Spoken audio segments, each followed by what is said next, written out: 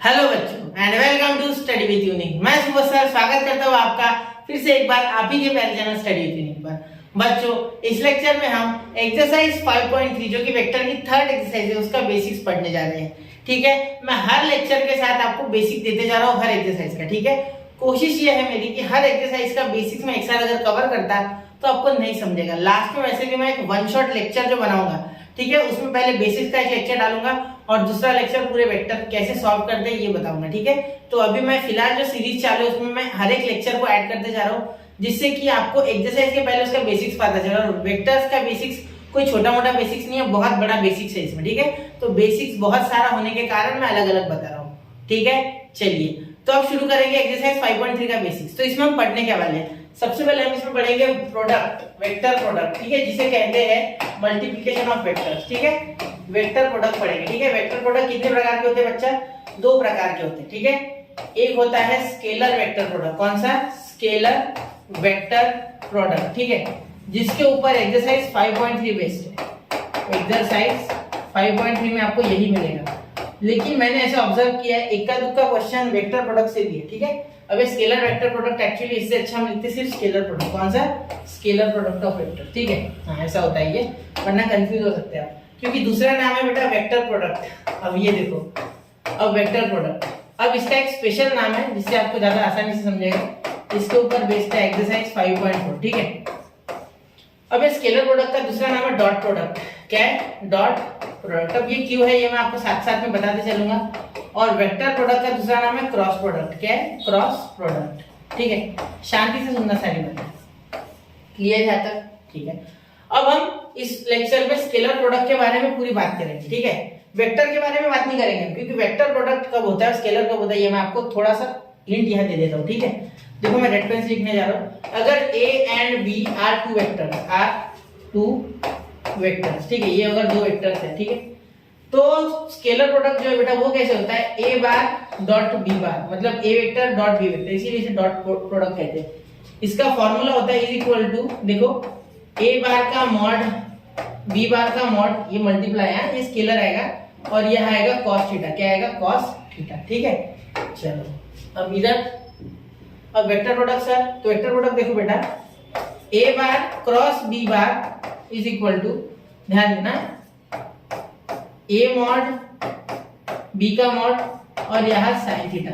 और एक तरीका होता है, इसमें हमें मैट्रिक्स लेना होता है। ठीक है, एक्चुअली i j और k में। ठीक है, और इसके बाद a1 b1 c1 फिर a2 b2 और c2 ऐसे लिखना होता है। ठीक है, वो मैं आपको आगे बताते चलूंगा जैसे जैसे अगर हमें जरूरत पड़ती है तो मैं बताऊंगा आपको। ठीक है, पहला क्वेश्चन है एक्सरसाइज 5.3 में वेक्टर का दे दिया जबकि हमने स्केलर पढ़ा, तो इसलिए मैं आपको ये बताऊंगा आगे। ठीक है, जब स्केलर खत्म हो जाएगा उसके बाद जितना वेक्टर का बताऊंगा, फिर अगला जो एक्सरसाइज 5.4 का बेसिक्स है उसमें डिटेल में वेक्टर का डिस्कशन करेंगे। फिलहाल तो हमें स्केलर का डिस्कशन करना है। अब मैं स्केलर का अगर आपको बताऊं तो स्केलर यानी एक नंबर मिलेगा आपको, एक नंबर। ठीक है, सिंपल सी बात है, एक नंबर, एक डिजिट आप जो बोलो। ठीक है, एक नंबर जैसे गिनती 10 20 30 40 ऐसा कुछ मिलेगा, 5 6 7 कुछ भी हो सकती है। ठीक है, वेक्टर प्रोडक्ट की फिलहाल आज हम बात नहीं करने वाले। ठीक है, थोड़ा सा बोलूंगा आपको, मैं इतना बता दूंगा क्योंकि पहला ही क्वेश्चन जो है एक्सरसाइज में वो वेक्टर प्रोडक्ट के ऊपर बेस है। ठीक है, इसे थोड़ा नोट कर लो चाहो तो, 1 2 एंड 3 हो गया बेटा।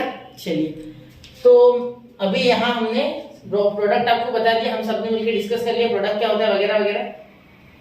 तो अब मैं आपको बताना चाहूँ, चलिए अब आपको बताता हूँ कि स्केलर प्रोडक्ट को फील कैसे करना है। ठीक है, देखो एक्चुअली ये जो स्केलर प्रोडक्ट है बेटा, ठीक है, ये अगर कोई a वेक्टर है, ठीक है, और एक कोई b वेक्टर है, ठीक है, कुछ इस तरीके से a वेक्टर बना लेते, देखो ये है सपोज, ठीक है, ये आपका a वेक्टर है, पोजीशन वेक्टर बना ले, ठीक है, और ये आपका सपोज कोई b वेक्टर है कुछ इस तरीके से। ठीक है, तो आप फ्री वेक्टर्स इधर से उधर हिला सकते हैं, आपको पता है। तो एक काम करो, ये वेक्टर को यहाँ लिख दो इसके पास, तो इनके बीच में एक एंगल बन रहा है जो कि आप देख पा रहे हैं, जिसे हम थीटा बोलते हैं। ठीक है, तो ये थीटा, या तो ये थीटा एक्यूट हो सकता है, ठीक है, या तो ये थीटा ऑब्ट्यूज हो सकता है। सर आप बोलोगे यहाँ तो ऑब्ट्यूज है नहीं, ठीक है ना बेटा, बना लेते ऑब्ट्यूज बना लेते। देखो कैसे, सुनो, अगर ये a वेक्टर कुछ इस तरीके से होता है, ठीक है, और b वेक्टर कुछ इस तरीके से होता है, तो ये जो थीटा है ये तो ऑब्ट्यूज होता है ना। ठीक है, ऐसा बोल सकते हो आप, ये मैंने ऐसे रेफरेंस के लिए बनाया। ठीक है, तो ये आपका थीटा क्या हो गया, ऑब्ट्यूज हो गया ना, इसका रंग बदल देते हैं, ठीक है, क्लियर। अब ये देखो, ये हो गया ऑब्ट्यूज और ये हो गया बेटा एक्यूट, क्लियर। हाँ, अब एंगल 0 होता है तो सर, तो 0 होगा तो कोई दिक्कत नहीं ना बेटा, थीटा जब 0 हो जाएगा, ठीक है, तब तो कोई टेंशन ही नहीं। देखो 0 जब हो जाएगा, इसका मीनिंग है कि ए वेक्टर जिस डायरेक्शन में उसी डायरेक्शन में same to same B vector है, तब तो आंसर लाने का टेंशन ही नहीं। तब तो ऐसे आप ये जो वेक्टर है यहाँ मैं ऐसे निकाल लूंगा, इसके ऊपर ऐसे समझ लो, तो कोई दिक्कत ही नहीं है। फिर तो थीटा आपका 0 ही है डायरेक्ट, ठीक है, तो 0 है तब तो टेंशन ही नहीं, आपको कोई ऑब्ट्यूज नहीं एक्यूट नहीं, 0 है डायरेक्ट, ठीक है। और इसका फॉर्मूला तो आप जानते हो, A dot B bar is equal to, अभी मैंने बताया ना, ए का मैग्नीट्यूड मतलब मॉड, बी का मॉड एन मैग्नीट्यूड, और ये कॉस थीटा, ये होता है स्केलर प्रोडक्ट का फॉर्मूला, ठीक है, स्केलर प्रोडक्ट, क्लियर। तो इतना नोट कीजिए। फिर मैं कुछ स्पेशल केसेस डिस्कस करूंगा, जैसे कि 1 मिनट बता दूं आपको स्पेशल केसेस कौन कौन से। पहले तो बेटा मैं थीटा इज इक्वल टू आपके लिए 0 के लिए डिस्कस करूंगा, फिर थीटा इज इक्वल टू π/2 के लिए डिस्कस करूंगा और 90, ठीक है, और ये रेडियन वाले डिग्री में, ठीक है। फिर थीटा इज इक्वल टू पाई और 180 के लिए डिस्कस करूंगा, ठीक है। तो ये 3 मैं आपके लिए डिस्कस करूंगा अभी, 1 2 3 आपके साथ डिस्कस करूंगा। फिर धीरे धीरे बाकी कुछ इसमें प्रॉपर्टीज है वो भी डिस्कस करूंगा। पहले इतना नोट कीजिए, इतना समझिए, उसके बिना आगे मत जाओ, ठीक है। मतलब अगर थीटा जब एक्यूट है, ठीक है, मतलब 90 से छोटा, लेस देन 90 का एंगल है, लेस देन 90, ठीक है। अगर ऑब्ट्यूज है यानी ग्रेटर देन 90, ग्रेटर देन 90, तो कहां तक जा सकता है, ग्रेटर देन 90 यानी greater than 90 and less than 180 and less than 180, ठीक है। अब लिखने के लिए तो मैं ऐसे भी इसे ऐसे भी लिख लेता हूं, theta is less than pi यानी 180 एंड ग्रेटर देन 90। तो ऐसे आपको समझता नहीं, शायद किसी किसी को समझ जाता है, लेकिन फिर भी मैंने ऐसे वर्ड्स में लिखा ज्यादा बेटर होता है। यहाँ भी थीटा की कंडीशन है, थीटा इज ग्रेटर देन और इक्वल टू 0 या ग्रेटर देन ही 0 लिखो, सिर्फ इक्वल टू नहीं होगा, क्योंकि 0 के लिए स्पेशल केस हम ले रहे हैं ये, ठीक है। तो इसको छोड़ दो, इसको अलग छोड़ो, ठीक है। ये 0 वाले केसेस सिर्फ यहाँ डिस्कस करूंगा आपके साथ, ठीक है। और यहाँ लेस देन और इक्वल टू 90, सॉरी हाँ, less than equal to 90, clear. तो ये 4-5 केसेस लिख लीजिए यहाँ तक, ठीक है। ये पहली, ये दूसरी, ये ऑब्ट्यूज और इसका लिख लो, फिर ये थर्ड, फिर हम इसके जनरलाइज कुछ टर्म डिस्कस कर लेंगे, ठीक है। फिर 45 वगैरह के लिए कोई फर्क नहीं पड़ रहा, या एक्चुअली थीटा के सब डिपेंड थीटा पे करेगा। थीटा चेंज हो गया, ठीक है, तो यहाँ cos थीटा भी चेंज होगा, cos थीटा चेंज करेगा और वेक्टर की जो स्केलर वैल्यू है वो चेंज हो जाएगी, ठीक है। चलिए, तो इतना नोट कीजिए, फिर मैं अगले स्लाइड पे आपसे डिस्कस करता हूँ ये एंगल्स, ठीक है। फिर हम बढ़ेंगे धीरे धीरे उसके प्रॉपर्टीज की ओर, ठीक है। फिर 3D में जाएंगे, ठीक है। नोट कीजिए 1 2 एंड 3। तो बेटा स्केलर प्रोडक्ट जो होता है वेक्टर का, कौन सा, स्केलर प्रोडक्ट ऑफ वेक्टर्स, ठीक है। अब ये होता क्यों है सर, ठीक है। अब मेरी बात सुनना, ठीक है। अगर एक ए वेक्टर है और उसके बाद आप डॉट दे के बी वेक्टर लिखते हो, देन ये स्केलर प्रोडक्ट है, और इसीलिए इसे डॉट प्रोडक्ट कहते हैं। इसीलिए इसे क्या कहते हैं, डॉट प्रोडक्ट, इसीलिए कहते हैं। क्यों, क्योंकि आपने क्या किया बेटा, आपने डॉट दे दिया, या क्या दे दिया, डॉट, ठीक है। हाँ देखो, आपने क्या दिया, डॉट, इसीलिए इसे डॉट प्रोडक्ट कहते हैं। तो a bar dot B bar is equal to a का मॉड इंटू बी का मॉड कॉस थीटा। याद रखना, इसकी पहचान है कि इसके पास कॉस है, स्केलर प्रोडक्ट में कॉस थीटा आएगा, क्या आएगा, कॉस थीटा। आपको सिर्फ याद रखना है, इसका आपको कोई प्रूफ नहीं है कि कॉस थीटा आया कैसे वगैरह वगैरह, लेकिन अगर आपको इच्छा है जानने की, सिर्फ कमेंट कर दो कि सर मुझे कॉस थीटा कैसे आया ये जानना है, तो मैं बता दूंगा, उसमें कोई बात नहीं। लेकिन वो सिलेबस में नहीं, इसलिए मैंने छोड़ दिया, ठीक है। सिर्फ आपको इतना याद रखना है कि इसमें ए बार बी बार कॉस थीटा, ज्यादा मुश्किल नहीं है, 5 ही मिनट लगेंगे बताने में। लेकिन छोड़ो ना, अभी ये जो पढ़ रहे हैं वो पढ़ो पहले, क्योंकि कैसा वेक्टर वैसे ही बोला, थोड़ा बहुत लेंथी चैप्टर है, तो देखो, ठीक है। चलिए बता दूंगा मैं, वैसे अगर आप बोल दोगे कमेंट में, या मैं खुद से बता दूंगा, ठीक है। A bar dot B bar is equal to a का मॉड बी का मॉड कॉस थीटा, ठीक है। समझ गए यहाँ तक, ठीक है सर। तो अब देखो, अब यहाँ है ना, एंगल के साथ ये चेंज होते रहते हैं, मतलब अगर ये थीटा की वैल्यू बदलते रहे, ठीक है, तो कॉस थीटा की वैल्यू बदलती रहेंगी।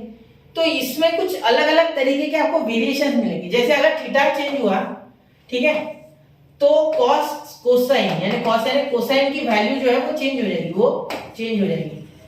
तो उस हिसाब से ये जो स्केलर प्रोडक्ट है ये बदलते रहेगा, ठीक है। और स्केलर प्रोडक्ट में आपको किसी वेक्टर का जब मल्टीप्लाई करोगे तो वो वेक्टर नहीं मिलेगा, आपको एक स्केलर मिलेगा। जैसे फॉर एग्जांपल पहले मैं आपको सिंपली एक प्रोडक्ट करके बता दूं, ठीक है। सपोज एक वेक्टर है ए बार, तो 2i cap plus 3j cap plus 4k cap, ठीक है, ऐसा कुछ है। और एक बी वेक्टर है, ये स्केलर प्रोडक्ट ये बता दो आपको, पहले ये बता दो सिंपल मल्टीप्लाई कैसे करना है, ठीक है। ये आप देखना 4i cap plus 3j cap plus 2k cap, ठीक है। अब यही ले लेता हूं मैं, ठीक है। अब इनका अगर प्रोडक्ट करना है बेटा, पहले मैं आपको बताता हूँ, फिर रीजन क्यों ये ऐसा क्यों आया और क्यों आया ये भी मैं आपको बता दूं, ठीक है। पहले सुनो सिर्फ मेरा, ठीक है। तो 2i cap plus 3j cap plus 4k cap, ठीक है, इनटू यहाँ डॉट देना, ठीक है, 4i cap plus 3j cap plus 2k cap, ठीक है। अब याद रखना है स्केलर प्रोडक्ट में हमेशा i इंटू आई होगा, j इंटू जे होगा, k इंटू के होगा। क्या कहा मैंने, i into I, j into J, k into के। कभी भी इसका i j के साथ मल्टीप्लाई नहीं करेगा तो 0 आएगा। अरे सर ऐसा क्यों, तो वो मैं आपको एक बार मल्टीप्लाई कर दूं फिर पूरा बता दूं, फिर पूरा शांति से देखो, ठीक है। चलो पहले आपको बता दूं होता है कैसे, ठीक है। देखो आपको एक स्केलर मिलेगा, स्केलर यानी आपको एक क्या मिलेगा, एक नंबर मिलेगा। स्केलर यानी कि एक आपको रियल नंबर मिलेगा, ठीक है, एक रियल नंबर, ठीक है, जिसे आप बोल सकते हो कि ये है भाई नंबर है मेरा, ठीक है। स्केलर यानी आपको एक रियल नंबर मिलेगा, एक वैल्यू मिलेगी, वैल्यू, ठीक है। बार बार मैं ये बता रहा हूँ क्योंकि वेक्टर में इसका बहुत काम पड़ेगा, तब हमें डिफरेंशिएट करने में आसानी होनी चाहिए, ठीक है। तो देखो हमेशा आपने फिजिक्स में पढ़ा होगा, याद होगा आपको, स्केलर प्रोडक्ट जब भी i इंटू जे होता है 0 होता है, ठीक है। तो ये i वाला हमेशा i वाले के साथ मल्टीप्लाई करेगा, i cap into I cap. Vector को लिखने का तरीका मैंने आपको पिछले लेक्चर में बताया था, x i cap plus y j cap plus z k cap, तो उसी तरीके से लिखना, ठीक है। तो यहाँ ये और भी दो वेक्टर, ये एग्जांपल है, क्या है, एग्जांपल है जस्ट, ठीक है, इससे ज्यादा कुछ नहीं है, ठीक है। चलो अब देखो यहाँ मैं आपको एग्जांपल बता दूं, हमेशा i वाले के साथ मल्टीप्लाई होगा। 4 इंटू 2 इंटू 4 8 आई कैप, ठीक है। तो आई कैप आएगा क्या, बिल्कुल नहीं आएगा, क्योंकि देखो स्केलर में खासियत होती है, ठीक है, कि इसमें अगर i इंटू आई होता है, आई कैप इंटू आई कैप अगर होता है तो ये 1 आ जाता है, ठीक है। और j कैप इंटू जे कैप होता है, ये भी 1 आ जाता है। और k cap into k cap होता है तो भी 1 आ जाता है, ठीक है। लेकिन अगर ऐसा होता है, देखो अलग सिनेरियो में क्या होता है, देखो ये मैं थोड़ा डार्क कर दूं, ठीक है। यहाँ अगर i इंटू जे होता है तो भी 0 आता है, ठीक है। j इंटू के होता है तो भी 0 आता है, ठीक है। k इंटू आई होता है तो भी 0 आता है, ठीक है। मतलब इनको छोड़ के जितने भी आएंगे आपके कॉम्बिनेशन, जैसे j इंटू आई आ गया तो भी 0 आएगा, k इंटू आई आ गया, k इंटू जे आ गया तो भी 0 आएगा। मतलब जितने भी इसको छोड़ के जितने भी कॉम्बिनेशन आएंगे, i into I, j into J, k into के को छोड़ के बाकी सारे 0 हो जाएंगे, ठीक है। इसीलिए हम i इंटू आई मल्टीप्लाई करोगे तो 1 हो गया, देखो i इंटू आई, ये देखो ये i इंटू ये i 1 हो गया, और 4 2 4 8, ठीक है। अब यहाँ देखो j इंटू जे 1 हो गया आपका, तो वो लिखना नहीं है, 3 3 जा 9, ठीक है। फिर 4 2 जा 8 हो गया, ठीक है। k इंटू के 1 हो गया, तो वो लिखना नहीं, ठीक है। तो a bar dot b bar is equal to 8 plus 9 plus 8 कितना होता है, ये हो गया आपका 16 और ये 9 हो गया आपका 25, ठीक है, 25 ना, हाँ 25 हो गया, ठीक है। तो ये आपका एक नंबर आया, ये आपका एक नंबर आया जिसे आप गिन सकते हो, आप बोल सकते हो कि ये क्या है, इसका मैग्नीट्यूड आया, डायरेक्टली क्या है इसका मैग्नीट्यूड, यानी इसकी वैल्यू है, क्या है वैल्यू, ठीक है। तो इसीलिए आप इसे कहते हो स्केलर प्रोडक्ट। अब ये Q1 आया, ये Q0 आया, ये सब आपके सामने रिवील हो जाएगा, सिर्फ थोड़ा आप इतना पहले देख लो, इसे अगर नोट करना चाहो तो कर लो। अभी मैं 2 तक गिनूंगा, 2 3 तक, फिर मैं आगे बढ़ जाऊंगा, आपको बताऊंगा कि क्यों ये 0 आया, क्यों ये 1 आया, ठीक है। चलिए नोट कीजिए, बहुत ही इंटरेस्टिंग है, बहुत ही ज्यादा, ठीक है। चलिए नोट कीजिए 1 2 एंड 3, ठीक है बच्चा। उम्मीद है आपको मजा आ गया, ठीक है, सीखने में मजा लो यार, ठीक है। सर इसमें मजा आएगा क्या, आता है, समझना होता है, मजा आता है, ठीक है। पहले फॉर्मूला लिख लेते स्केलर प्रोडक्ट का, स्केलर प्रोडक्ट का फॉर्मूला क्या है सर, हाँ ये देखो a dot b bar dot b बार, तो क्या आता है फॉर्मूला आपका, a बार मतलब a बार का मॉड b बार का मॉड cos थीटा, ठीक है। अब मैं आपको बताऊंगा कि क्यों वहां 0 लिया था मैंने, i इंटू आई क्यों, j इंटू जे मैंने, सॉरी i इंटू आई क्यों 1 आता है, ठीक है। ये 2-4 चीजें रिवील करूंगा, i cap into I cap क्यों 1 आता है, j कैप इंटू जे कैप क्यों 1 आता है, k कैप इंटू के कैप क्यों 1 आता है, और बाकी सारे क्यों जीरो आते हैं, ठीक है। जैसे कि फॉर एग्जांपल अगर मैं यहाँ लिखूं तो अगर मैं i इंटू जे करूँ तो क्यू जीरो आता है, j इंटू के करूँ तो क्यू जीरो आता है, k इंटू आई करूँ तो क्यू जीरो आता है, i इंटू के करूँ तो क्यू जीरो आता है, ठीक है। k इंटू जे करूँ तो क्यू जीरो आता है, ठीक है। j इंटू आई करूँ तो क्यू जीरो आता है, और सो ऑन जितने भी कॉम्बिनेशन बन रहे होंगे 9 बनेंगे टोटल, तो वो क्यू जीरो आते हैं, ठीक है। ये आपको बताऊंगा। उसके पहले आपको एक्सिस समझना है। अगर आपने पिछले लेक्चर में समझा है तो बहुत ही अच्छी बात है, अगर नहीं समझा तो अभी सीख लो, ठीक है। यहाँ देखो ये y, ये x, ये y और ये z, ठीक है। ये एक दूसरे से म्यूचुअली परपेंडिकुलर है, ठीक है। हाँ, ये बहुत इंपॉर्टेंट चीज है कि ये म्यूचुअली परपेंडिकुलर है, ठीक है। x एक्सिस पे कौन होता है बेटा, मैंने डायरेक्शन बताई थी, इसकी डायरेक्शन हमेशा i कैप, इस पे हमेशा यूनिट वेक्टर रहेगा i कैप, क्या रहेगा i कैप। x को हमेशा i कैप रिप्रेजेंट करेगा, z को हमेशा k कैप और y को हमेशा j कैप। ये फिक्स है, ठीक है, ये फिक्स है, क्या है फिक्स, ये और ये, ठीक है। चलो क्लियर, ये फिक्स है। आपको दिख रहा है ना अपने ऊपर y लगाए, मुझे ऊपर गया वो, एक मिनट थोड़ा मैं नीचे खींच रहा हूँ उसे, 2 मिनट रुकना थोड़ा सा। अब दिख रहा होगा शायद, इसे थोड़ा नीचे ले लेते, इसको प्रूफ करते हैं भाई, इसे और इसे प्रूफ करो। देखो सुनो, देखो इस पे आप 3 स्टैंडर्ड एंगल्स ले लो पहले, 1 2 3 स्टैंडर्ड एंगल लेते पहले, ठीक है। पहला एंगल हमेशा थीटा को हम लेते हैं 0, ठीक है। आप कहीं भी देखो थीटा को 0 लिया जाता है स्टार्टिंग में, फिर थीटा को लेंगे 90, फिर थीटा को लेंगे 180, ठीक है। तो यहाँ for theta is equal to 0, theta is equal to pi by 2, theta is equal to pi, ठीक है। अब यहाँ देखना a bar dot b bar is equal to a का मॉड b का मॉड और cos 0, क्योंकि थीटा की वैल्यू 0, ठीक है। अब cos 0 आता है बेटा 1, तो इसका आंसर क्या आएगा, सिंपली कोई टेंशन नहीं, सिंपली इसकी वैल्यू क्या जाएगी, is equal to a bar का मॉड b बार का मॉड इंटू 1, यानी डॉट ले लो आप, कोई दिक्कत नहीं, डॉट इंटू 1, cos 0 1 होता है, ठीक है। यहाँ लिख देंगे since cos 0 is equal to 1, बिल्कुल sir, cos 0 is equal to 1 होता है। यहाँ तो समझ आएगा, इतना समझ रहा होगा बेटा। एक मिनट मैं थोड़ा इसे बॉक्स कर दूं जिससे कि आपको और अच्छे से समझे। एक मिनट आ गया, हाँ, इसे मैं थोड़ा बॉक्स कर देता हूँ।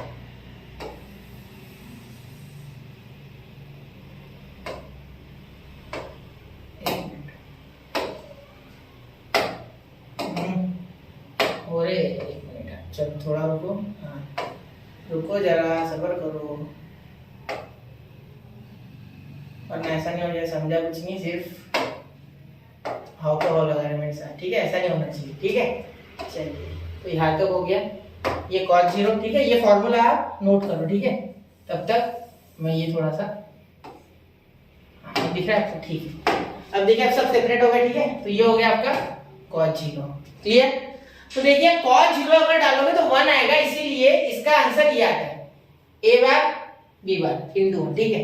सुनो ये 0 वाला भी आएगा, रुको 2 मिनट, ठीक है। फिर अगर आप 90 डालोगे तो a bar dot b bar is equal to a का मॉड b का mod cos pi by 2, cos pi by 2, ठीक है, यानी 90, ठीक है, is equal to a bar का मॉड b बार का मॉड, और cos 90 का क्या होता है बेटा 0, तो इंटू 0 होने के बाद 0 आएगा, ठीक है। क्योंकि सिंस यहाँ हम लिख देंगे since cos 90 is equal to 0, cos 90 is equal to 0, ये आ गया आपका इसका आंसर, ठीक है। क्लियर, कोई दिक्कत यहाँ तक? मुझे नहीं लगता यहाँ तक आपको कोई दिक्कत होनी चाहिए, ठीक है, क्योंकि यहाँ तक हमने पूरा डिस्कस कर लिया है, ठीक है। चलो ये थोड़ा अलग, ठीक है। ये आपका दूसरा फॉर्मूला होगा, ठीक है, फॉर्मूला की तरह लो इसे, ठीक है। अब ये 0 क्यों आया, अब ये 0 के लिए हमने देख लिया, ठीक है। सुनो ये i और j, i इंटू आई 1 क्यों आया, ये समझ के पहले, ठीक है। देखो पहला ये जो i वेक्टर है, ठीक है, ये i कैप जो भी है, ठीक है, इसे अगर मैं बोलता हूँ a बार, ठीक है, और ये माइनस आएगा, ठीक है, इसे छोड़ो फिलहाल। ये 1 और 0 आ गया ना, तो 1 और 0 क्यों आ रहा है मैं बताता हूँ, ठीक है। अगर मैं a जो वेक्टर है इसे बोलता हूँ i कैप, क्या बोलता हूँ i कैप, ठीक है, और b बार को बोलता हूँ b बार को बोलता हूँ i कैप। सब सुनो बात सुनो पहले, ठीक है। तो इन दोनों को अगर मैं बोलता हूँ a बार को भी i कैप, b बार को भी i कैप, ठीक है। अब देखो, अगर कोई वेक्टर ये आई कैप होगा, ठीक है, इसी के ऊपर इसी के डायरेक्शन में दूसरा वेक्टर आई कैप, ठीक है, तो इनका डायरेक्शन और मैग्नीट्यूड दोनों सेम है, डायरेक्शन और मैग्नीट्यूड दोनों सेम है, तो एंगल तो बीच में जीरो होगा, मतलब इनका थीटा अगर जीरो होगा, ठीक है, तो सिंपल सी बात है कि यहाँ आप जीरो पुट करोगे, ठीक है, तो ये आई कैप जो ए बार इसकी जगह आई कैप आ जाएगा, बी बार की जगह भी आई कैप आ जाएगा, इसका मैग्नीट्यूड यूनिट वेक्टर का हमेशा 1 होता है, तो 1 × 1 1, तो वैसे भी cos 0 तो 1 है, तो यहाँ पहले हो जाएगा आई कैप मॉड cos 0 1, यहाँ इंटू में और एक 1, तो ये 1 × 1 × 1 1 आ गया, ऐसे होता है ये, ठीक है, समझे? ये है इसके पीछे का राज। आप तक आज आपने अगर फिजिक्स में पढ़ा होगा तो आपको पता होगा, वरना आज तक आप सोच रहे होंगे तो आज आपको रिवील हो गया कि क्यों ये 1 आता है, ठीक है, समझ गए? तो अब सुनो, ये j × j के लिए भी वैसे ही, ठीक है, क्या होगा, j × j जब करोगे, ठीक है, तो क्या होगा, देखो यहाँ आएगा j कैप, ठीक है, इंटू j कैप, ठीक है, तो यहाँ आप लिखोगे j का मॉड डॉट j का मॉड वापस से फिर cos 0, क्योंकि देखो j और j दोनों वेक्टर एक ही साइड में आएंगे y के डायरेक्शन में, क्योंकि वो j तो y में फिक्स है, ठीक है, तो इसका आ जाएगा बेटा 1 × 1, ये यूनिट वेक्टर है, ठीक है, along y यूनिट वेक्टर होता है, along x ये i यूनिट वेक्टर होता है, ठीक है, तो यहाँ cos 0 का होता है 1, तो 1 × 1 × 1 1, बस सिंपल। ऐसे ही सेम टू सेम आप किसके लिए करोगे, k के लिए, ठीक है, समझ गए? तो k के लिए देखो मैं करके देता हूँ, k cap × k cap is equal to k का मॉड इंटू k का मॉड वापस फिर cos 0, क्योंकि along k दोनों सेम टू सेम डायरेक्शन में, ठीक है, तो ये भी हो गया cos 0, तो cos 0 हो गया 1, ये 1 और ये भी 1 1 × 1 × 1 हो गया, खत्म। इतना आसान है बेटा, समझ गए? कोई दिक्कत नहीं आता, मुझे नहीं लगता आपको कोई दिक्कत होगी आता, ठीक है, समझ गए ना इतना? ठीक है, चलिए अब आगे चले, क्लियर? अब ये लास्ट, अगर 180 का एंगल आता है, मतलब पाई का आता है, तो a bar dot b bar is equal to a का मॉड b का mod cos 180 is equal to a का मॉड b का मॉड, यहाँ cos 180 कितना होता है बेटा, -1, कितना होता है, -1, तो ये हो जाएगा माइनस a बार का मैग्नीट्यूड इंटू b बार का मैग्नीट्यूड, ये मॉड यानी मैग्नीट्यूड, समझ गए?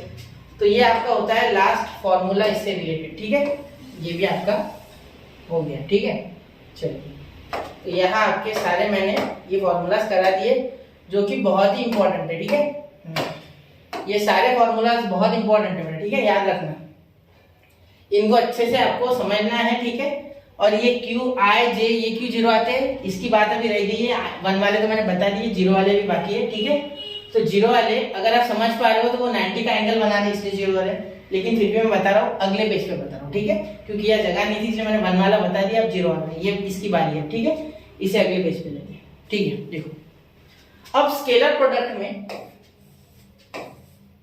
देखिए, ये है आपका x, इसमें आई, सॉरी ऐसे चलता है वैसे, लेकिन फिर भी जाने दो, आप कंफ्यूज हो जाओगे, इसमें j, x में हो जाएगा i और z में हो जाएगा k, ठीक है, सब 90 mutually perpendicular with each other, ठीक है। अब अगर आप मुझसे बोलो बेटा कि सर एक काम करो, i cap into j cap करो, ठीक है, कर दो बेटा, i कैप और j कैप का मॉड हमें ऑलरेडी पता है, ये भी 1 और ये भी 1, क्यों? क्योंकि दीज आर यूनिट वेक्टर्स, क्यों? रीजन क्या इसके पीछे का यूनिट वेक्टर्स है, क्या यूनिट वेक्टर, ठीक है, ये यूनिट वेक्टर है, क्या यूनिट वेक्टर, क्लियर? हाँ, चलिए अब आगे देखते हैं, यहाँ तक हो गया, ठीक है, देखिए यहाँ आई कैप का मॉड इंटू जे कैप का मॉड, ठीक है, और यहाँ हो जाएगा cos 90, क्यों? देखो x और y के बीच में जो एंगल है वही i और j के बीच में होगा, क्योंकि i जो है और j जो है वो अकॉर्डिंग टू xy की डायरेक्शन ले रहा है, i cap is the unit vector along x axis and j cap is the unit vector along y axis, तो therefore यहाँ आ गया आपका cos 90, और cos 90 क्या होता है बेटा, या π/2 बोल दूं मैं, ज्यादा बेटर हो जाएगा, रेडियन में हम जनरली यूज कर रहे हैं 12th में, ठीक है, तो ये 0, तो ये अगर 0 हो रहा है, ठीक है, तो इसीलिए तो इनको 0 लिखा मैंने, ठीक है, ऐसे ही same to same j cap into k cap, ठीक है, is equal to j cap का मैग्नीट्यूड, k कैप का मैग्नीट्यूड, यूनिट वेक्टर है इसलिए इसका मैग्नीट्यूड तो 1 आएगा, ये तो सब जानते हैं, ठीक है, क्या लिखा यूनिट वेक्टर है इसलिए इसका मैग्नीट्यूड क्या आएगा 1 आएगा, ठीक है, ये तो आपको पता है, ठीक है। चलो अब क्या होगा, यहाँ cos 90 cos π/2, ठीक है, तो ये भी 0, तो ये पूरा टर्म 0, ये क्या बिल्कुल ठीक है। सिमिलरली इसी तरीके से आई कैप इंटू के कैप जब करोगे या के कैप इंटू आई कैप जब करोगे तो आई कैप का मॉड्यूलस, ठीक है, मॉड यानी इसका मैग्नीट्यूड, और के कैप का मॉड यानी इसका मैग्नीट्यूड, और ये cos 90, एक मिनट, ये cos 90 मिलके बना देंगे 0, क्योंकि ये 0 बन जाएगा, ये पूरा 0 हो गया भाई। इतना आसान है बेटा, इसलिए आपको ये समझना था, मैंने इसीलिए आपको बताया, क्योंकि बहुत से बच्चे सोचते हैं कि ये क्यों सर 1 लेते, ये क्यों सर 0 लेते, तो उसके पीछे का राज ये है बेटा, ठीक है। वैसे फिजिक्स में आपने पढ़ रखा है, लेकिन फिर भी इतना डिटेल नहीं पढ़ा था, ठीक है। फिजिक्स वालों को लिमिटेशन है मैथ्स की, इतना उनको मैथ्स नहीं होता है, ठीक है, क्योंकि वहाँ डॉक्टर बनने वाला बच्चा भी पढ़ रहा है, इंजीनियर वाला भी पढ़ रहा है, तो डॉक्टर वाला को इतना मैथ्स का काम नहीं है, ठीक है। तो आप समझ गए ना, वो छोड़ो, आपको समझ गया ना इतना, बस ये इंपॉर्टेंट है। तो इसे नोट किया होगा आपने, ठीक है, इसे नोट कर लो, ठीक है। अब ये नोट हो गया होगा तो मैं अगले पेज पे जा रहा हूँ, जल्दी कीजिए, 1 2 3 हो गया, चलिए अब ये नोट कर लो, ठीक है, कर लो जल्दी कर लो, 1 2 3। तो बच्चा जितना हमने अभी पढ़ा वो समराइज कर लेते, ठीक है, फिर बढ़ते हैं टॉपिक क्यों रख ले, मतलब अभी मैं प्रॉपर्टीज ही लूंगा तो वो समराइज में बाकी बचे प्रॉपर्टीज भी लूंगा, ठीक है। पहले हमने क्या देखा, हमने देखा, देखो धीरे धीरे समझते हैं, समय लगा that don't matter for me, ठीक है, वो फर्क नहीं पड़ा, मेरे लिए मैटर करता है कि आपको कितना समझ है, ठीक है। गड़बड़ तो मैं बिल्कुल नहीं करूंगा, ठीक है। कुछ प्रॉपर्टीज है बेसिक, आप ट्रेडिंग डालो, प्रॉपर्टीज चाहिए तो, ठीक है, कुछ इंपॉर्टेंट प्रॉपर्टीज है, अच्छे से लिख दो थोड़ा, ठीक है, बहुत जरूरी है ये आपको आनी चाहिए, ठीक है। देखो सबसे पहले आप फॉर्मूला जानते हो, क्या होता है फॉर्मूला यहाँ साइड में लिख लेते हैं, क्या होता है, a bar dot B bar dot product के लिए, ठीक है, डॉट प्रोडक्ट का काम जो है हमारा, ये आपको पता है, यहाँ लिख देता हूँ डॉट, बस डॉट से समझ जाओगे, ठीक है। ए बार यानी ए का मैग्नीट्यूड, बी वेक्टर का मैग्नीट्यूड cos थीटा, ठीक है, थोड़ा बड़ा कर लेते इसे, एकदम चिपक गया थीटा को, ठीक है। अब देखो सबसे पहले हमने देखा था जब थीटा इज इक्वल टू 0, तब क्या हुआ था, a bar dot b bar is equal to a का मैग्नीट्यूड b का मैग्नीट्यूड यानी mod cos 0 is equal to 1, ठीक है। सेकेंड, जब थीटा इज इक्वल टू π/2 और आप बोलो इसको 90, तब आपने क्या देखा था, a bar dot b bar is equal to a का मॉड b का mod cos 90 is equal to, आपका आंसर आया था बेटा 0, क्या आया था 0, ठीक है। चलो ये दूसरा हो गया, ये पहली, ठीक है, cos 0 1 होता है इसलिए 1 आया, ठीक है। मतलब यहाँ अगर a और b का मैं 1 ले लूँ तो आंसर, थोड़ा कंफ्यूजन हो गया, एक मिनट रुको, ठीक है, इसका आंसर क्या आया था आपका a और b, ठीक है, ये चेंज नहीं होता है, मैंने यहाँ कंसीडर कर लिया कि a और b की मॉड की वैल्यू 1 है दोनों की, वैसा नहीं होता है, हमेशा 1 थोड़ी होगी बेटा, ठीक है, हमेशा 1 नहीं होगी, हमेशा 1 नहीं होगी वैल्यू, ठीक है, याद रखना। या मैंने 1 ले लिया था क्योंकि मुझे लगा कि a का मॉड और b का मॉड मैंने कंसीडर कर लिया 1, ठीक है, लेकिन वैसा नहीं होता है, ठीक है, हमेशा मॉड नहीं होता, यहाँ तो 0 होगा फिक्स है, ठीक है, क्योंकि ये आएंगे नहीं, ये आ भी गए, ठीक है, ये आ भी गए, क्योंकि बहुत हजारों लाखों में वैल्यू है, तो भी ये cos 90 बैठा है ना, ये डायरेक्टली क्या करेगा, 0 से मल्टीप्लाई कर देगा इन दोनों को, और ये 0 से मल्टीप्लाई किया कि 0 आएगा, तो 100% 0, ठीक है, क्लियर। अब थर्ड देखो, थीटा इज इक्वल टू 180 जब आएगा, पाई बार 180 जो भी आप बोलोगे, ठीक है, it is a dot b bar is equal to a का मॉडुलस यानी मॉड ऑफ a यानी मैग्नीट्यूड ऑफ a, ठीक है, जब भी मॉड है बोलो समझ जाओ मैग्नीट्यूड की बात, b वेक्टर का मॉड यानी मैग्नीट्यूड मॉड की तरह इसलिए, ठीक है, और यहाँ cos का पाई यानी 180, ठीक है, आप जो लिखो यहाँ π/2 लिखा तो भी चलता था, ठीक है, तो आपका आंसर आएगा -a bar into b bar, -a bar into b बार, ये मैंने आपको पिछले स्लाइड पे भी बताया, ठीक है, -a bar into b bar का इस तरीके से मैग्नीट्यूड, ठीक है, क्लियर, बस हो गया। अब क्या और क्या करेंगे, है ना, क्लियर, यहाँ तक हमने बहुत कुछ कर लिया, आपको अब आधा स्केलर प्रोडक्ट आ गया, आधा पूरा नहीं, ठीक है। अब फोर्थ प्रॉपर्टी सर, ये क्या करें सर, देखो बेटा, ये जो प्रोडक्ट होता है डिस्ट्रीब्यूटिव होता है, स्केलर प्रोडक्ट डिस्ट्रीब्यूटिव होता है, ये डिस्ट्रीब्यूटिव क्या होता है सर, ये आपने ऑलरेडी पढ़ा है, कल भी मैंने बताया था शायद प्रॉपर्टी में, कल नहीं 5.1 लेक्चर में, उसका बेसिक लेक्चर 5.1, ठीक है, 5.1 का बेसिक लेक्चर। तो देखो अगर यहाँ आप लिखो a bar into B bar, और इसे लिखो बी बार इंटू ए बार, तो कोई फर्क नहीं पड़ने वाला, कोई फर्क नहीं पड़ेगा, सेम ही रहेगा, ये बदलेगा नहीं, ठीक है, डिस्ट्रीब्यूटिव है ये, ठीक है। इसी को कुछ इस तरीके से भी लिखा जा सकता है, एक स्केलर मैं अलग बनाता हूँ, उसके लिए कुछ और बनाता हूँ, ठीक है। रूट देखो थर्ड नहीं फिफ्थ, ये डिस्ट्रीब्यूटिव क्यों बोला मैंने, क्योंकि ए का और बी का जो भी प्रोडक्ट आएगा वो एक वैल्यू रहेगी, ठीक है। जैसे सपोज ए बार का आपका है 2i cap plus 3j cap, ठीक है, और बी बार का आपका है i cap plus 2j cap, ठीक है, ऐसा कुछ है। तो आप यहाँ डॉट प्रोडक्ट जब करते हो तो 2i cap plus 3j cap into i cap plus 2j cap ऐसा करोगे, ठीक है, क्योंकि ए बार बी बार करोगे तो ऐसे मल्टीप्लाई करोगे। तो यहाँ देखो 2 इंटू 1 2, 3 इंटू 2 6, तो यहाँ 8 आएगा, ठीक है। अब इसे उल्टा करो, i cap plus 2j cap, ठीक है, ये क्यों किया मैंने, बी बार इंटू ए बार बताने के लिए, ठीक है। फिर उसके बाद 2i cap plus 3j cap ऐसा लिखो, ठीक है, ये रफ में कर रहा हूँ मैं, ठीक है। तो 1 इंटू 2 2 आएगा वापस, 2 इंटू 3 वापस से 6 आएगा, वापस से क्या है 8, क्या फर्क पड़ा, ठीक है, वैसे ही आता है वो, ठीक है। तो इसमें इसीलिए ये क्या कहलाता है, डिस्ट्रीब्यूटिव, ठीक है, इसमें कोई फर्क नहीं पड़ता क्योंकि इसमें एक वैल्यू आती है, ठीक है, इसमें एक वैल्यू आता है, मैग्नीट्यूड आता है, एक नंबर आता है, ठीक है। इसके कारण इसे हम कैसे भी लिख सकते हैं, उसमें कोई फर्क नहीं पड़ता, ऐसे लिखो या ऐसे लिखो, ठीक है।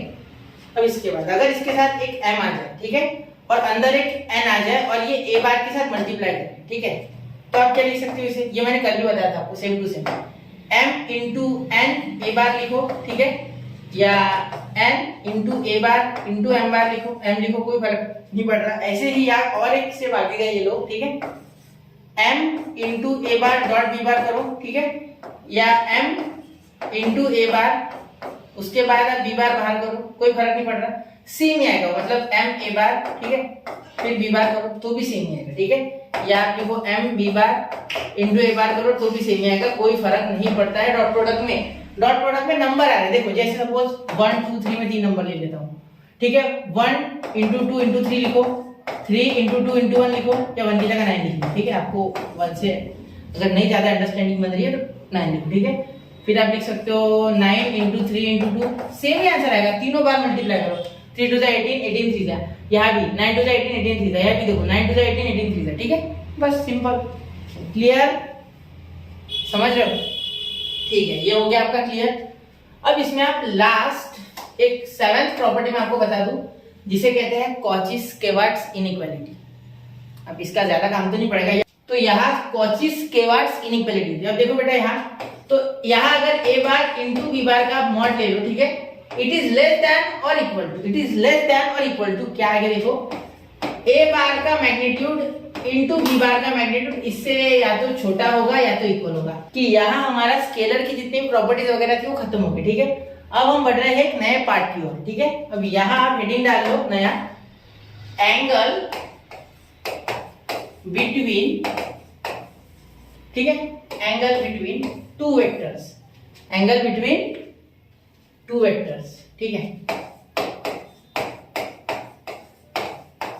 और आप स्पेशलाइज ये कर सकते हो कि एक्यूट एंगल, या एक और चीज लिख सकते हो आप चाहो तो, acute angle between two vectors, ये ज्यादा बेटर होगा, वो एक्यूट एंगल, सिलेबस के बाहर भरना नहीं है, ठीक है, acute angle between two vectors,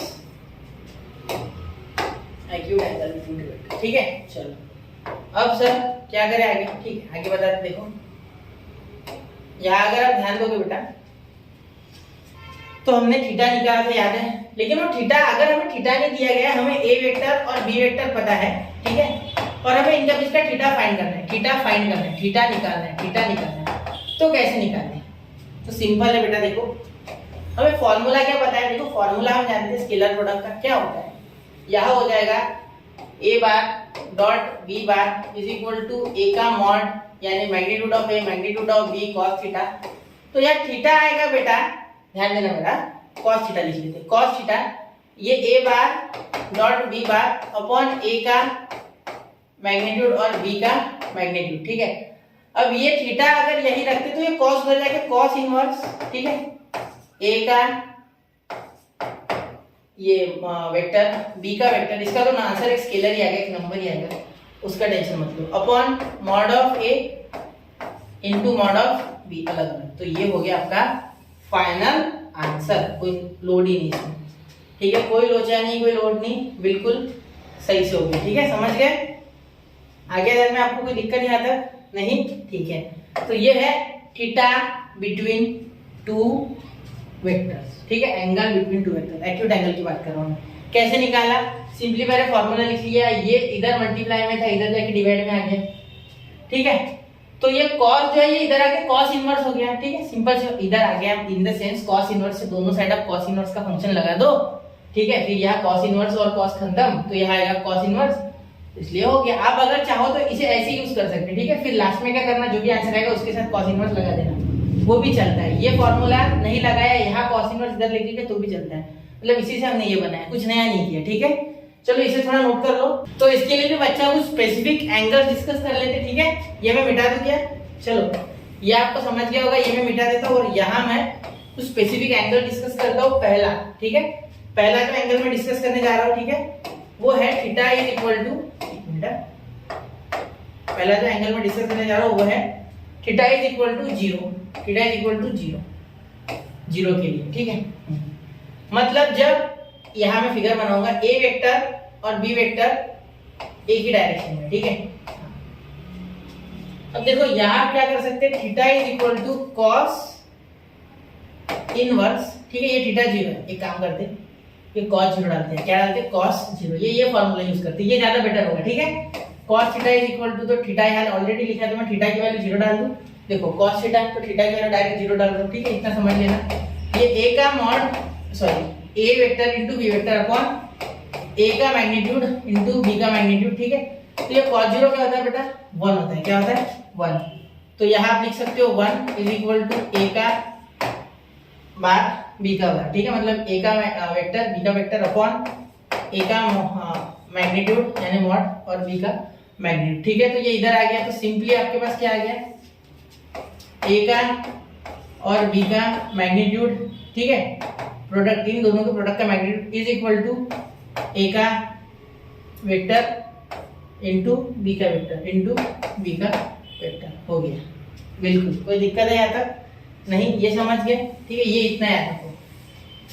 ठीक है, ये काम का है। ठीक है, अब जब थीटा हो जाएगा आपका 90, ठीक है, अब 90 हो जाएगा। अब 90 स्पेशल केस ये, ठीक है, जब ये और ये 90 डिग्री पे। ठीक है, वो हमने ऑलरेडी देखा है, लेकिन फिर भी आपको बता दूं। ठीक है, ये 90 और ये भी 90। ठीक है, तो ये आपका a और ये b। ठीक है, a वेक्टर b वेक्टर।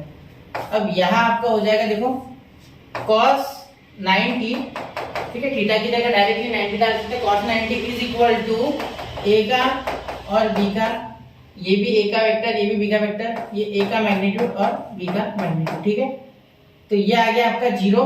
ठीक है, ये 0 आ गया और ये आ गया a का मैग्नीट्यूड b का मैग्नीट्यूड अपॉन a का मॉड यानी a का मैग्नीट्यूड b का मैग्नीट्यूड। ये बाहर, सॉरी मैग्नीट्यूड भी, ये मैंने क्या बोल दिया, मैग्नीट्यूड नहीं, ये डॉट प्रोडक्ट। ठीक है, a और b का डॉट प्रोडक्ट। ठीक है, इसके बाद ये इधर चले गया तो 0, यानी आपका सिंपल यहाँ फाइनल आंसर आ गया a का वेक्टर इनटू b का वेक्टर इज इक्वल टू 0। ये आपका फाइनल आंसर है। ठीक है, क्योंकि इसका आंसर इस बार क्या हो गया, 0, इधर चले गया, ये 0 आ गया।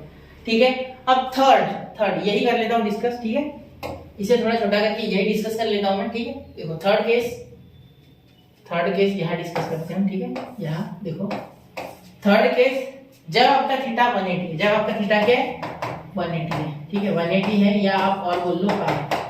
ठीक है, तो ध्यान देना यहाँ cos 180 pi is equal to a का और b का, a vector dot b vector upon a का मैग्नीट्यूड। ठीक है, अपॉन b का मैग्नीट्यूड। तो ये आ गया -1, ये आ गया a bar b bar upon a bar का मैग्नीट्यूड b बार का मैग्नीट्यूड। ये इधर आ गया तो -a का मैग्नीट्यूड इंटू b का magnitude is equal to a का वेक्टर इंटू b का वेक्टर। बिल्कुल समझ रहे हो? तो ये हो गया आपका फाइनल। यहाँ माइनस आ जाएगा क्योंकि cos 180 -1 होता है, तो यहाँ ये मल्टीप्लाई हो गया। तो ये आपको पता होनी चाहिए रिजल्ट। ठीक है, मस्ट रिमेंबर। ठीक है, इससे आपका काम बचेगा। ठीक है, जब भी आप क्वेश्चन करोगे ना तो आपको बहुत समझेगा, सीईटी जेडब्ल्यू इसमें बहुत आसानी जाती है। ठीक है, चलिए इसे नोट कीजिए बेटा इतना। अब ये इंपॉर्टेंट है। ठीक है, ये पूरा इंपॉर्टेंट है। यहाँ हमने angle between two vector discuss कर लिया पूरा का पूरा। अब आपको यहाँ और एक मिलेगा टेक्स्ट बुक में, वो भी मैं लिख दूं थोड़ा।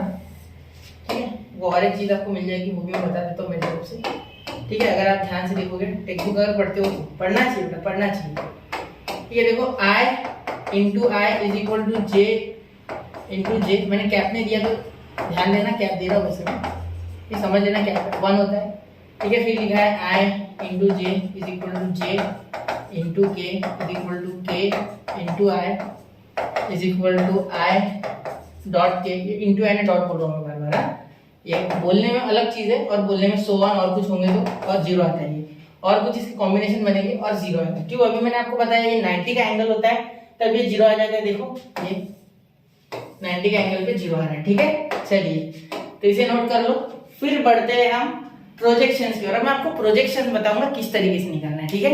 नोट कीजिए 1 2 एंड 3, तो ये नोट कर लिया क्या बच्चों आपने, ठीक है। वैसे ये पार्ट मैंने पहले पढ़ाया आपको, ये बाद में थोड़ा नया है आपके लिए, ठीक है, लेकिन ये भी मैंने आपको थोड़ा बहुत उधर बताया था, ठीक है।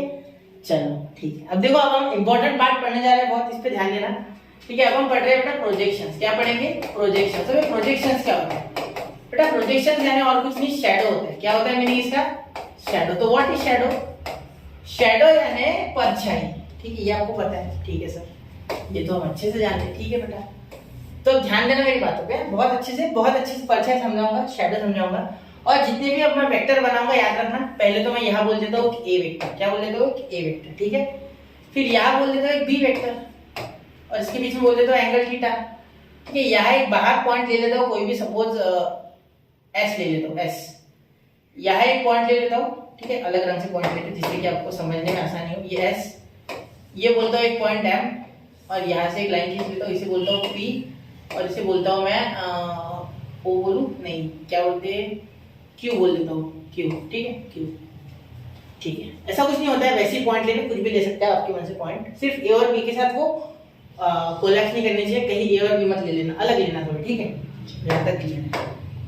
अब मैं क्या करूंगा बेटा, अब यहाँ मैं सन को कंसीडर कर लूंगा, यहाँ सन है या यहाँ कोई लाइट सोर्स है जो कि टॉर्च है सपोज, ठीक है, चलो टॉर्च है, यहाँ सन है, ठीक है, यहाँ हमारा सन है, ऐसा समझो, ठीक है, यहाँ आपका सन है, क्लियर। तो यहाँ से जब सन की लाइट गिरेगी तो इसकी प्रोजेक्शन ये हो जाएगी। मैं क्या बोल रहा हूं, यहां से जब आप सन कंसीडर करोगे तो ये PQ की प्रोजेक्शन यहां गिरेगी QM के रूप में, ठीक है सर, यहां तक समझ गए, कोई दिक्कत नहीं होनी चाहिए यहां तक। इसकी प्रोजेक्शन इज दिस, यहां से जब लाइट गिरेगी तो इन दैट केस ये प्रोजेक्शन इसकी हो जाएगी, PQ की, ठीक है। तो आप बोल सकते हो कि QM, ये शायद थोड़ा फेंट हो गया, QM is the projection of PQ on A vector, on A bar, ठीक है। ये बहुत ही इंपॉर्टेंट सेंटेंस बन जाता है यहाँ, ठीक है, ये बहुत ही इंपॉर्टेंट है, ठीक है, ये आपको समझना ही चाहिए, ठीक है। मैं अंडरलाइन कर देता हूँ इंपॉर्टेंट जो है, ठीक है, बहुत ही इंपॉर्टेंट है, इसको कंसीडर करना इंपॉर्टेंट है ये बहुत, ठीक है। चलो क्लियर। तो अब अगर मुझे निकालना है इनके बीच में रिलेशन, तो इन दैट केस ये जो थीटा है, ये जो थीटा है ये QM पे इस तरीके से ये cos बना रहा है, बिल्कुल। अगर मैं cos थीटा लेता हूँ, अगर मैं cos थीटा लेता हूँ तो इन दैट केस मैं लिख सकता हूँ कि QM अपॉन PQ, क्यों? क्योंकि cos थीटा होता है बेटा एडजेसेंट अपॉन हाइपोटेनस, तो एडजेसेंट इसका QM है और हाइपोटेनस इसका ये है, तो बिल्कुल लिख सकते हो, ठीक है, ये समझ गया। चलो तो ये है एडजेसेंट, ये हाइपोटेनस, ये 90 पे होता है, ठीक है, वो समझ लो 90, ठीक है, वो 90 होता है ये, क्योंकि मैं यहाँ एक हाइट बना लूंगा, ठीक है, ये ट्रायंगल आपको राइट एंगल जैसा दिख ही रहा होगा, ठीक है। अब मैं QM को क्या बोलता हूँ, अब मैं एक काम करता हूँ, यही सॉल्व कर देता हूँ, इसे एक काम करते इसे उधर खींच लेते, इसे उधर खींच लेते और इसे पूरा सॉल्व कर दे, ठीक है। देखो शांति से देखो, यहाँ तक हो गया, ये PQ आ गया, ठीक है सर। अब QM बेटा A वेक्टर है एक्चुअली, ठीक, A वेक्टर का एक पार्ट है, तो वो पार्ट मत लेना, सिर्फ सीधा इसको A लिख सकते। कैसे लिख सकते? सुनो, cos थीटा है ना, ठीक है, और ये QM का और A का डायरेक्शन सेम है, तो इसको लिख लो आप A वेक्टर, ठीक। मैंने तो ये अपने मन से लिया है ना इतना पार्ट, वरना पूरा ले सकता था, कोई दिक्कत नहीं थी, ये बाहर में ऐसे पॉइंट्स ले लिए, ठीक है, क्योंकि टेक्स्ट बुक में ऐसा दिया है कि आप कंफ्यूज ना हो इसलिए, ठीक है, क्योंकि बहुत से बच्चे टेक्स्ट बुक रेफर करते हैं, ठीक है, करना भी चाहिए, सही बात है, ठीक है। ऊपर क्या हो गया आपका पी क्यू कितना है, अरे पी क्यू मेरा बी है यार, वही तो सोचूं मैं। देखो पी क्यू मेरा कितना है, बी है, ठीक है, ये बी है, मैंने वहां ए लिख दिया बी बार, और क्यू एम आपका हो गया ए बार, क्योंकि Q M is in the direction of A vector, P Q is in direction of B vector, तो ये हो गया आपका ए वेक्टर, ठीक है, समझ गए। तो जो ए बार हो गया आपका, वो एक्चुअली यहाँ हो गया B bar of cos theta, यानी a vector is equal to b cos theta. तो मैं इतना जो पार्ट है क्यूएम इसे लिख सकता हूँ, यहाँ पे थोड़ा अलग रंग इस्तेमाल करूंगा और एक बार बी कॉस थीटा, ये लिख सकता हूँ मैं इसे क्यूएम को, क्योंकि लिख सकता हूँ, बिल्कुल लिख सकता हूँ। ये हाईलाइटेड है, ये बहुत इंपॉर्टेंट है, ठीक है, इसलिए इसको हाईलाइट करते हैं। क्लियर, ये ए बार हो गया B bar cos theta. Clear, यहाँ तक कोई दिक्कत नहीं, ठीक है। अब प्रोजेक्शन चालू है हमारा, प्रोजेक्शन चालू है, ये बी कॉस थीटा आ गया, मस्त, ठीक है, यहाँ तक सब सही है, ठीक है सर, यहाँ तक तो हम समझ गए, ठीक है। मतलब यहाँ मैं ये जो क्यूएम है, ठीक है, ये जो क्यूएम है, ठीक है, इसके इक्वल आपका ये ए बार अगर ना भी बोलूँ मैं, ठीक है, यहाँ अगर क्यूएम बोल दूँ तो भी चलेगा, कोई दिक्कत नहीं है, ठीक है, क्यूएम बोलूँ तो भी चलेगा, ठीक है, क्योंकि क्यूएम की जगह मैंने ए बार रखा था, ठीक है। तो क्यूएम जो है आपका, ठीक है, ये आपका प्रोजेक्शन है ऑफ पी क्यू, ठीक है, तो QM is projection of p q. इसे मैं क्या बोल सकता हूँ फिर, projection of b bar on a bar, projection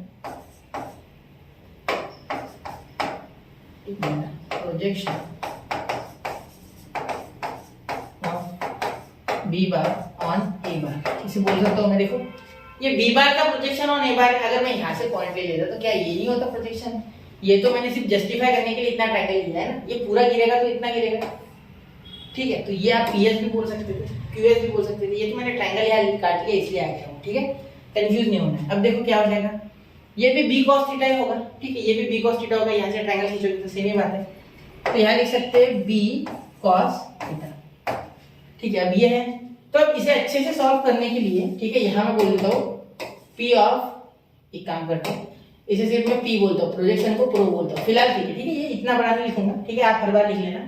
तो ये बी बार कॉस थीटा है ना, इसको मैं ऊपर नीचे ए बार से मल्टीप्लाई कर देता हूँ, ए बार डॉट प्रोडक्ट ए बार से, ठीक है। तो अब ये a bar dot B bar cos theta क्या हो गया बेटा, ध्यान देना, ए बार डॉट बी बार ये एक्चुअली मॉडुलस है, ये एक वैल्यू है, ठीक है, ये आपको पता है ये वैल्यू है, ठीक है, ये भी एक वैल्यू है, और यहाँ मैं ऊपर नीचे मॉड ऑफ ए से मल्टीप्लाई कर देता हूँ। क्लियर, ये थोड़ा सा गंदा हो गया, एक मिनट में थोड़ा अच्छे से लिख लूँ, तो ए बार का मॉड अपॉन ए बार का मॉड यहाँ लूँ, ठीक है, यहाँ B bar into cos theta. तो ये जो है, ये आपको पता है क्या होता है, a bar dot B bar, क्योंकि डॉट प्रोडक्ट का formula a bar dot B bar is equal to a का मॉड बी का मॉड यानी मैग्नीट्यूड और यहाँ कॉस थीटा, ठीक है, ये होता है फॉर्मूला इसका। तो यहाँ मैंने इसकी जगह ये लिख दिया अपॉन ए का मॉडुलस, ठीक है, ये हो गया आपका projection, projection of b on A, projection of b on A. Clear हो गया, यहाँ तक बिल्कुल ध्यान से देखो, नोट कर लिया यहाँ तक बेटा, ठीक है, जरूर करना चाहिए था, ठीक है। अब देखो यहाँ जो ए बार, ये सारा जो क्यूएम वगैरह पीएस वगैरह ये सारी वैल्यूज है, इसे अभी आप मॉड दे सकते हो, ठीक है, वो मैंने दिया नहीं, ठीक है, क्योंकि उतना आप में अंडरस्टैंडिंग है फिलहाल की ट्रायंगल की साइड तो हम कोई नंबर ही लेते हैं ना, सीधी सी बात है, इसलिए मैंने मॉडुलस वगैरह नहीं लिया, तो यहाँ आप मॉडुलस बोल सकते हो, ये याद रखना, ठीक है। चलो अब इसे वेक्टर प्रोडक्ट में कैसे लिखें, ठीक है, मैं इसे छोटा करने जा रहा हूँ। देखो इसी का वेक्टर प्रोडक्ट दिया गया आपका, भाग्य भाई आपके टेक्स्ट बुक में, तो उसे भी कर देते, ठीक है, हाथों हाथ उसे भी निपटा लेते हैं। देखो वेक्टर जो होता है, वेक्टर का प्रोजेक्शन, ठीक है, अब वेक्टर प्रोजेक्शन, यहाँ से मैं वेक्टर प्रोजेक्शन चालू कर रहा हूँ, इसी का सहारा, इसी के सहारे निकालेंगे वेक्टर प्रोजेक्शन। अब वेक्टर का काम क्या होता है, डायरेक्शन देना, ठीक है, वेक्टर डायरेक्शन देगा, दिशा देगा, तो प्रोजेक्शन को मैं पी ही लिखूंगा, ठीक है, इज इक्वल टू, या पहले इसमें लिख लेता हूँ प्रोजेक्शन ऑफ बी ऑन ए, ठीक है, ये अंडरलाइन कर देता हूँ, आपको समझ जाएगा, ठीक है, इज इक्वल टू, ध्यान देना ऊपर नीचे मैं यही रखूंगा, ठीक है, सिर्फ मैं इसे मल्टीप्लाई कर दूंगा एक यूनिट वेक्टर से, यूनिट वेक्टर से, ठीक है। तो यूनिट वेक्टर का फॉर्मूला आपको पता होगा, यह लिख देता हूँ, मैंने बताया था वैसे फर्स्ट लेक्चर में, ए का unit vector is equal to a का ए का वेक्टर अपॉन उसी का खुद का मैग्नीट्यूड, ठीक है, वो वेक्टर अपॉन उसी का खुद का मैग्नीट्यूड, वो वेक्टर अपॉन उसका खुद ही का मैग्नीट्यूड, ठीक है। तो अब देखो यहाँ ऊपर नीचे क्या कर सकते हैं, ए का मॉड अपॉन बी, सॉरी ए का बार अपॉन बी का बार, ठीक है, ए का मैग्नीट्यूड, यहाँ इसका फॉर्मूला लिख देते यूनिट वेक्टर का, ए का बार अपॉन ए, ध्यान देना ये मैंने लिख लिया, ये ए का आपका हो गया मैग्नीट्यूड, ठीक है, ये मैग्नीट्यूड, ये बार, ए बार यानी ए का वेक्टर अपॉन उसका मैग्नीट्यूड, ठीक है। बोलने में हो सकता है कुछ लेकिन लिखने में सही लिखा, ठीक है। अब देखो यहाँ मल्टीप्लाई करोगे तो इसका क्या आ जाएगा, स्क्वायर, ठीक है। एक काम करते हैं, एक मिनट, ठीक। अब ये देखो इसी को आप क्या लिख सकते हो, ये यहाँ इसके जगह, ध्यान देना इसके जगह ये a इंटू ए, ये डॉट प्रोडक्ट है, ठीक है, ध्यान देना, पूरा ध्यान देना यहाँ।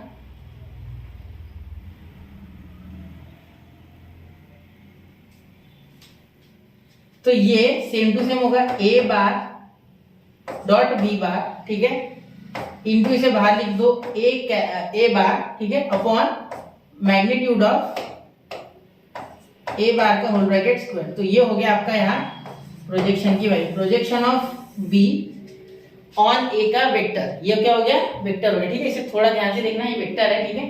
क्या किया मैंने, सिर्फ एक यूनिट वेक्टर से मल्टीप्लाई कर दिया जो कि डायरेक्शन के लिए, ये क्या के लिए, फॉर डायरेक्शन, ठीक है। तो इस फॉर डायरेक्शन वाले से मैंने क्या कर दिया, ऊपर नीचे इसका फॉर्मूला लगा दिया यूनिट वेक्टर का, फिर ये इसके साथ मॉडुलस मल्टीप्लाई हो गया, यानी मैग्नीट्यूड मल्टीप्लाई होकर स्क्वायर हो गया, ठीक है, ये ब्रैकेट में आ गया और ये वैसे के वैसे, ठीक है। ये याद करो, प्रोजेक्शन बहुत इंपॉर्टेंट है, ठीक है। इसके बाद हम देखते हैं डीआरएस और डीसीएस, डायरेक्शन कोसाइंस और डायरेक्शन रेशियो, वो भी 5 मिनट का टॉपिक है, ठीक है। नोट कीजिए 1, 2 and 3, तो नोट कर लिया बच्चों। चलिए अब मैं आपको बताने जा रहा हूँ सबसे इंपॉर्टेंट पार्ट, और सबसे 3D, यहाँ से 3D शुरू होगा, ठीक है। अब मजा आएगा, ठीक है। अब जिसको मजा अब तक नहीं आ रहा था, अब तक उसको जाना पहचाना लग रहा था, वैसे जाना पहचाना तो कुछ था नहीं, लेकिन फिर भी 3D ज्योमेट्री वाला पार्ट।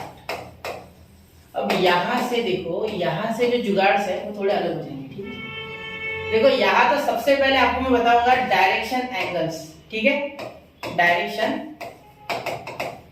एंगल्स, ठीक है, डायरेक्शन एंगल्स। तो फिर डायरेक्शन एंगल्स क्या होते हैं, देखो अगर आप इस तरीके से 3 एक्सिस लेते हो, एक x, एक y और एक z, ठीक है, तो along x मैं एंगल निकाल रहा हूं, देखो along x जो एंगल होता है, ठीक है, एक वेक्टर बना लेते हैं यहाँ से, ठीक है, जो कि वेक्टर सपोज ये होगा आपका a बार, ठीक है। तो इसका अगर सपोज x के साथ एंगल अल्फा है, ठीक है, तो y के साथ हो जाएगा इसका एंगल बीटा, ये स्टैंडर्ड क्वांटिटीज है जो मैं लिख रहा हूं, ठीक है। और इसका एंगल z के साथ हो जाएगा गामा, ठीक है। तो ये alpha beta and gamma are the direction angle, ठीक है, alpha beta and gamma are the direction, पूरा लिख दो, ठीक है, कोई दिक्कत नहीं, direction angles along x axis, y axis and z axis respectively। समझ रहे हो, अगर एक वेक्टर बनाते हैं ओरिजिन से, तो वो x के साथ जो एंगल बनाते हैं उसे कहते हैं अल्फा, y के साथ बनाते हैं उसे कहते हैं बीटा, और z के साथ बनाते हैं उसे कहते हैं गामा। तो alpha beta and gamma are the direction angles along x axis, y axis and z axis respectively, ठीक है, समझ लो। अब जैसे सपोज ये हो जाएगा cos अल्फा, ये हो जाएगा cos बीटा और ये हो जाएगा cos गामा, ठीक है, क्योंकि थीटा या इस तरीके से डिजाइन होगा। देखो ये आपको अगर निकालना है एंगल, तो यहाँ cos का ही वैल्यू लगेगा, क्योंकि ये एडजेसेंट है, ठीक है, इसीलिए इसमें cos यूज करते हैं, ठीक है। तो किसी के दिमाग में होगा तो पहले बता देता हूँ, देखो ये जो है इसके साथ चिपक के है ना, तो इसलिए cos का फंक्शन यूज करना होगा, अपोजिट होता है तो साइन यूज करते हैं, अपोजिट में कहा रहा है कुछ, ठीक है, इसलिए cos, ठीक है। तो cos alpha, cos beta and cos gamma यहाँ लिखता हूँ, ठीक है। ये हो गया आपके डायरेक्शन एंगल। सब इनके शॉर्टकट नाम भी है, ठीक है। जैसे किसी को आप किसी का नाम अगर जॉनी होगा तो उसे जॉन कहते हो शॉर्टकट में, ठीक है। अगर जैसे किसी का नाम कुछ होगा, किसी का नाम घर पे बंटी होता है लेकिन उसको अच्छा नाम उसका होता है, सपोज शॉर्टकट कुछ भी बड़ा नाम होगा तो शॉर्ट में बुलाते हैं यार, बस ज्यादा बच्चे की जान लोगे कि इस बात में ये बताना मैंने, वो छोड़ो, ठीक है। कॉस बीटा, कॉस गामा और कॉस अल्फा, ठीक है। तो कॉस अल्फा एक्स एक्सिस वाला, ठीक है, कॉस बीटा वाई एक्सिस वाला और ये जेड एक्सिस वाला, ठीक है। और पूरा ध्यान देना, कॉस अल्फा को बोलते हैं बेटा एल, कॉस बीटा को बोलते हैं बेटा एम और कॉस गामा को बोलते हैं बेटा एन। क्या बोलते हैं? एन। तो ये बहुत ही इंपॉर्टेंट क्वांटिटीज बन जाती है, ध्यान देना, एल एम और एन, ठीक है। Cos beta, cos alpha, cos beta, cos gamma, ठीक है। ये बहुत इंपॉर्टेंट है, 3D इसके ऊपर पूरी की पूरी बेस्ड है, ठीक है। याद रखना, यहाँ तक नोट कर किया, ठीक है। इसके कुछ फॉर्मूलाज होते हैं बेटा, ठीक है। इसमें और एक कॉन्सेप्ट आता है जिसका नाम है डायरेक्शन रेशियोज, ठीक है। लेकिन उससे पहले मैं आपको एक चीज बता दूं, इसमें एक सिंपल सी बात है, चीज यानी चीज, थिंग, या कुछ नई बात है, ठीक है, वो मैं आपको बताना चाहता हूँ। ये थोड़ा छोटा कर दूं मैं, ठीक है, इसे छोटा करके साइड में कर रहा हूँ, ठीक है। इसे भी आप, क्योंकि ये भी आप जानते हो, ठीक है, ये बहुत इंपॉर्टेंट है, दिस इज IMP, ये आप पढ़ना चाहिए जरूर, ठीक है। अब यहाँ देखो, अगर आप कोई मुझसे पूछेगा कि cos square alpha plus cos square gamma, beta beta बोलते पहले सीक्वेंस में लेना है, कॉस स्क्वायर गामा, तो मैं बोल दूंगा बेटा 1। सर कैसे बोला आपने ऐसे कैसे बोल दिया सर, कुछ बता नहीं रहे, कुछ नहीं, डायरेक्ट बोल रहे, बता रहा हूँ, उनको ध्यान देना, 1 मिनट। तो यहाँ मैं ऐसा क्यों बोला मैंने कि cos square alpha, cos square beta, cos square gamma is equal to 1। तो इसी को शॉर्टकट में आप ये भी बोल सकते हैं, l square plus m square plus n square is equal to 1। तो आप बोलोगे बेटा यार 1 आया कैसे, ठीक है, इसका प्रूफ चाहिए हमें। तो देखो कैसे होता है, यहाँ भी प्रूफ देते, ठीक है। सबसे पहले देखो, सबसे पहले अल्फा एंगल बना है विद x, तो उसके बारे में बात करते हैं, फिर बीटा और गामा, ठीक है। तो यहाँ मैंने एक a वेक्टर लिया है, ठीक है। a वेक्टर को मैं क्या लिख सकता हूँ, a वेक्टर को मैं लिख सकता है बेटा a1 i cap plus a2 j cap plus a3 k cap, ठीक है। ऐसा जरूरी नहीं ऐसे लिखना है, आप यहाँ a1 a2 a3 की जगह x y z भी ले सकते हो।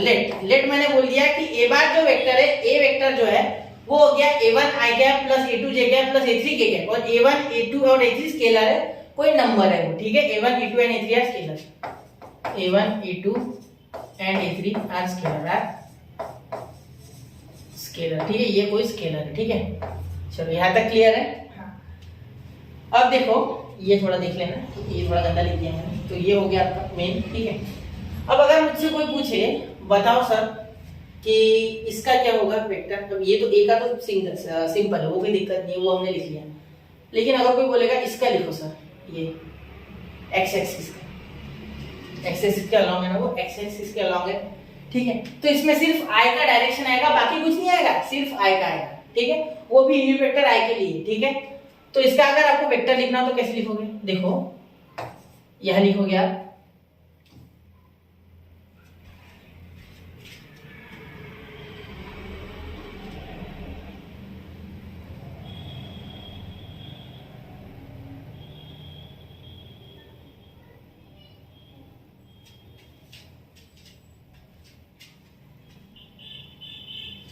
स्केलर। अब यह ध्यान देना, यह तो हो गया आपका, ठीक है। अब आपको ये पता है कि इनके बीच का एंगल के लिए आप फॉर्मूला लगाते हो, तो उसके लिए तो 2 वेक्टर चाहिए, ए बार तो आ गया आपके पास। सर ये x के अलोंग कौन सा वेक्टर, तो x के अलोंग, x एक्सिस के अलोंग तो i यूनिट वेक्टर है, सिर्फ i कैप, जिसका i कैप का मैग्नीट्यूड क्या होता है बेटा, i कैप का मैग्नीट्यूड होता है 1, और i कैप खुद ही एक वेक्टर है, ठीक है, यूनिट वेक्टर है ना ये, दिस इज यूनिट वेक्टर, ठीक है। अब अगर मैं बात करूं तो ध्यान देना थोड़ा, यहाँ अगर मैं लिखूं cos alpha is equal to a bar, ठीक है, a वेक्टर, ठीक है, a का वेक्टर इनटू i कैप, तो यही होता है ना फॉर्मूला। फॉर्मूला क्या होता है अभी बता देता हूँ लिखने से अच्छा, देखो क्या लिखा था मैंने फॉर्मूला अभी, cos theta is equal to a bar dot b bar, यानी a vector into dot b vector upon a का मैग्नीट्यूड इनटू b का मैग्नीट्यूड, ठीक है, सेम टू सेम। तो यहाँ देखो a bar dot i cap, यानी जो b है b बार वो i कैप है, ठीक है। चलो ठीक है, सिंपल i कैप है, ठीक है।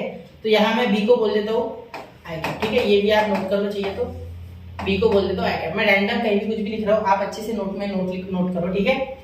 अब यहाँ ए का मैग्नीट्यूड, ठीक है, इनटू आई का मैग्नीट्यूड। अब आई यूनिट वेक्टर है, उसका मैग्नीट्यूड तो 1 ही है, उसका मैग्नीट्यूड तो 1 ही है, ठीक है।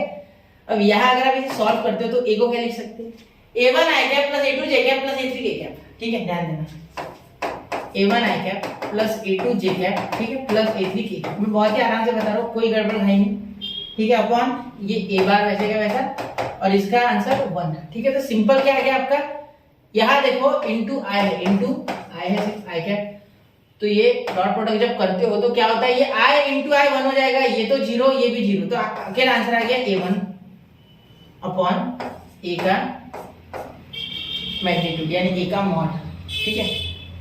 ये देखो, ये जब i इनटू i हुआ ये 1 हुआ, इसके साथ 0 हो गया, इसके साथ भी 0 हो गया, तो लिखा भी नहीं, ठीक है। तो ये सिर्फ i इनटू i 1 हो गया, ठीक है, सिंपल, तो a1 आ गया, ठीक है। और ये a का जो मैग्नीट्यूड है ये, और इनटू 1, तो इसका भी a का मैग्नीट्यूड, a बार का मैग्नीट्यूड आ गया सिर्फ, यानी cos अल्फा आ गया आपका a बार का a1 अपॉन a बार का magnitude, a1 upon a bar का मैग्नीट्यूड, ठीक है।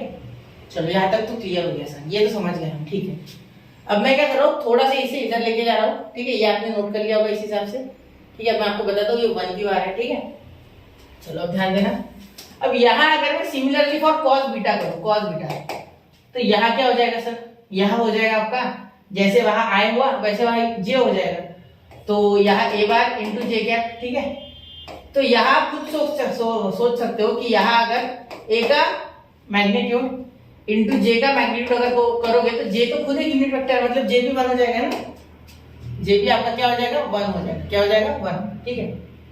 तो j आपका आ गया 1, तो यहाँ a का मॉड इंटू ये 1 और ये a cap into j cap, ठीक है। तो a का क्या आएगा a1 i कैप, ऐसे a1 i cap plus a2 j cap plus a3 k cap, तो ये j और ये j सिर्फ a2, मतलब यहाँ क्या बचेगा सिर्फ a2, कैसे बचा, सुनो, जब यहाँ j करोगे इसके जगह तो ये k के साथ और i के साथ तो 0 हो जाएगा, सिर्फ j वाला बचेगा, इसलिए यहाँ सिर्फ a2 आएगा, ठीक है। और सिमिलरली आप जब cos गामा के लिए करोगे तब a कैप यानी a बार, ठीक है, a cap sorry a bar यानी a का वेक्टर इनटू k का कैप अपॉन a का मैग्नीट्यूड इनटू k का मैग्नीट्यूड, k कैप का magnitude is equal to a3 upon a का मैग्नीट्यूड, हो गया बस। तो a3 क्या है, a3 क्यों बचा, क्योंकि यहाँ k हो जाएगा बेटा, तो k 1 k j 0 k i 0, तो ये तो 0 1 सिर्फ k बचा, तो a3 आ गया, बिल्कुल। अब क्या करना है, अभी को ऐड करना है, यहाँ बोला है cos square alpha cos square beta cos square gamma, कर दो add, cos alpha plus cos beta plus cos gamma, इसे दे दो 3, इसे दे दो 2 और इसे दे दो 1, कहा गया ये, इसे 1 दे दो, यहाँ लिखना, तो यहाँ लिख सकते हैं फ्रॉम 1 2 and 3, फ्रॉम 1 2 and 3 we have equal to, solve करते हैं, इसे सॉल्व करते हैं, तो इसकी value a1 upon mod of a, ठीक है, यहाँ a2 अपॉन मॉड ऑफ ए, यहाँ a3 upon mod of a, ठीक है, मॉड ऑफ ए, ठीक है। अब यहाँ देखिए, यहाँ क्या करेंगे बेटा, यहाँ इनको सेपरेटली यहाँ स्क्वायर लगा देना था, यहाँ लगाते तो ज्यादा बेटर होता है, ठीक है। यहाँ सेपरेट स्क्वायरिंग को लगा दो फिलहाल, ठीक है, आप लिख लेना स्क्वायरिंग ऑन बोथ साइड, यहाँ इसे सेपरेट स्क्वायर लगाओगे तो आसान जाएगा, ठीक है, ये इंटू 1 तो लिखने की आवश्यकता नहीं, सेपरेट स्क्वायर आप लगा दो, ठीक है। तो सेपरेट स्क्वायर लगाओगे, वैसे अगर होता है तो लंबा जाता है वो, फिर यहाँ फॉर्मूला लग जाएगा a square plus b square plus c square वाला, ठीक है। तो यहाँ सेपरेट स्क्वायर लगा दो, ठीक है।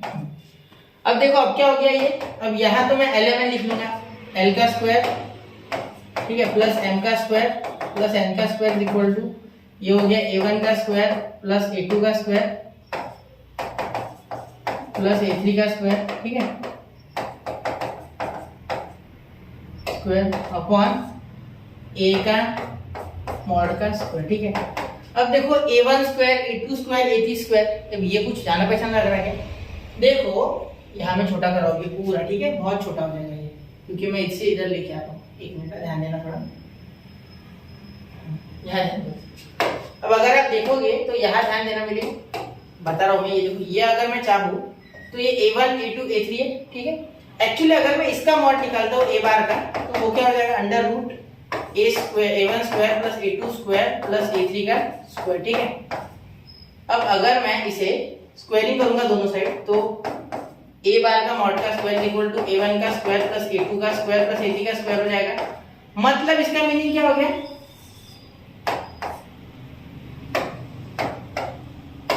इसका मीनिंग ये हो गया बेटा कि ये जो है ये इसके इक्वल हो गया।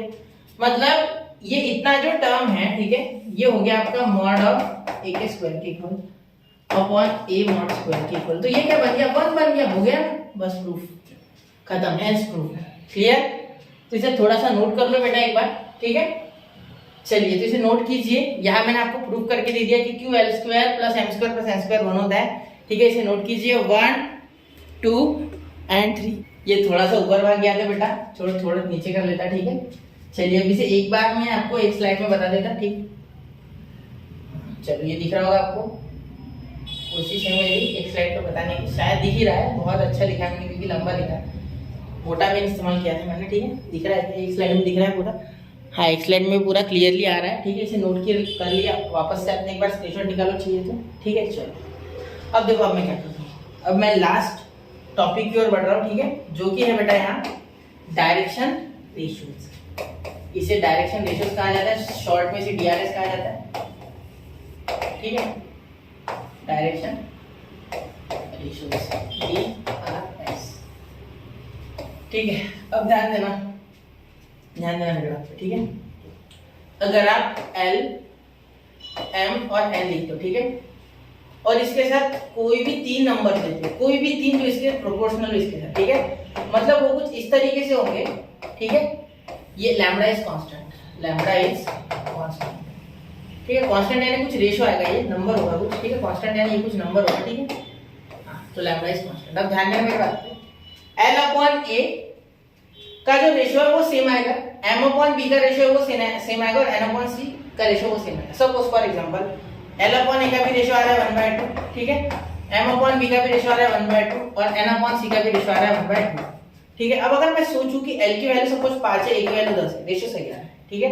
m की वैल्यू 6 है और b की वैल्यू 12 है, तो भी रेशियो सेम आ रहा है, ठीक है। n की वैल्यू सपोज है आपकी 8 और ये इसकी वैल्यू आपकी 16 है c की, तो भी रेशियो सेम आ रहा है। यानी a b and c are any numbers, ठीक है, एनी नंबर्स, लेकिन कंडीशन क्या है, whose रेशियो नहीं, ऐसा लिखते हैं, ऐसा लिख सकते हैं आप, प्रोपोर्शनल टू डायरेक्शन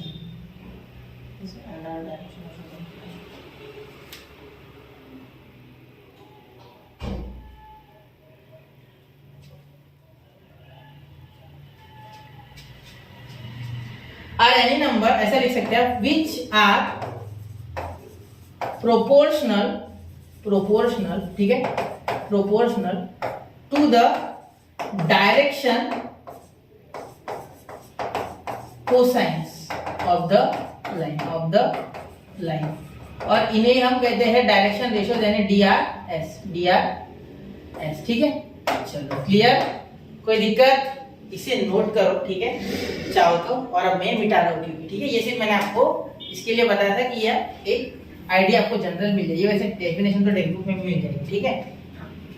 तो अब यहाँ एक बात सुनना मेरी, ठीक है, यहाँ आपको एल एम एन के फॉर्मूले देने वाला हूँ, ठीक है। अब यहाँ मेरी बात पे थोड़ा सा ध्यान देना, ठीक है। यहाँ मैं क्या लिख सकता हूँ, l upon a is equal to lambda अलग अलग, m upon b is equal to lambda, और n upon c is equal to lambda, ठीक है। अगर मैं इससे कन्वर्जन करता हूँ, ठीक है, तो आपका m हो जाएगा लैम्बडा b, ठीक है, आपका जो n है वो हो जाएगा लैम्बडा c, और आपका जो l है वो हो जाएगा लैम्बडा a, ठीक है, बिल्कुल क्लियर।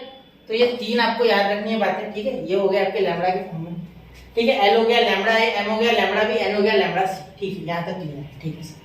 अब आप जानते हो कि l square plus m square plus n square equal to 1, ये हमने पिछले स्लाइड से ले लिया, ये हमने प्रूव किया था, ठीक है। अब देखो यहाँ l की वैल्यू डालेंगे, लैम्बडा है, यहाँ लैम्बडा भी है लैम्बडा सी, ठीक है। तो यहाँ हो जाएगा लैम्बडा a का स्क्वायर प्लस लैम्बडा b का स्क्वायर प्लस लैम्बडा c का स्क्वायर इज इक्वल टू 1, ठीक है। तो यहाँ क्या लिख सकते हैं, a square plus b square plus c square और लैम्डा स्क्वायर को कॉमन निकालो इज इक्वल टू 1, ठीक है। तो अब देखो a square plus b square plus c square is equal to, ये लैम्डा नीचे चले गया तो 1 अपॉन लैम्डा का स्क्वायर, ठीक है। और अगर मैं इसे उल्टा करता हूं, अगर मैं ये लैम्डा इधर रखता या तो और ये काम करो, टेक्स्ट बुक में तो ऐसा दिया नहीं गया, वैसे भी उसमें अलग फॉर्मूला है। लैम्डा यही रखा गया है, लैम्डा का स्क्वायर ये गया है 1 upon a square plus b square plus c square, ठीक है। तो अगर हम दोनों साइड रूट लेते तो यहाँ लैम्डा आ जाएगा, यहाँ आ जाएगा प्लस माइनस, रूट लोगे तो प्लस माइनस आता है, ठीक है। 1 upon a square plus b square plus c square. अरे यार बहुत से बच्चों को दिमाग में ये है कि सर प्लस माइनस क्यों लिया। देखो बेटा 2 का स्क्वायर 4 होता है, लेकिन 4 का रूट प्लस भी 2 आता है माइनस भी 2 आता है, क्योंकि माइनस 2 का भी स्क्वायर बेटा 4 होता है ना।